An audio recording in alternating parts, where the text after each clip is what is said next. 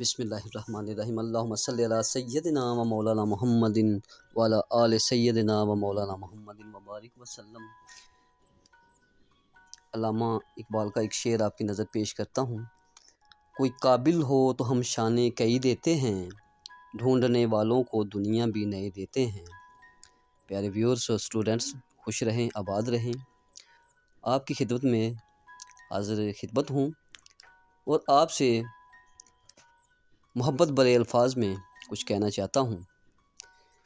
जो कुछ इन पिछले माह में मैंने सिखाया है, उनमें कुछ स्टूडेंट मेरे ऐसे हैं माशाल्लाह बहुत कामयाबी की तरफ जा रहे हैं और उन्होंने प्रेजेंटेशन तक का सफ़र जो है तय कर लिया है।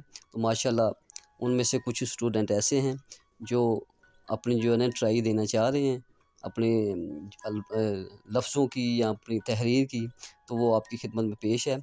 जो इंशाल्लाह कोशिश करेगा वो कामयाब ज़रूर होगा।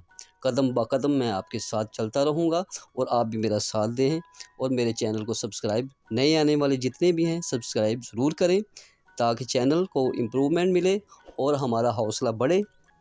ठीक है व्यूअर्स, और बेल आइकन के बटन को ज़रूर पुश कर दिया करें। ठीक है, आप जहाँ कहीं भी होंगे आप तक हमारी वीडियो पहुँच जाया करेगी। बहुत शुक्रिया। अल्लाह आपको खुश व आबाद रखे।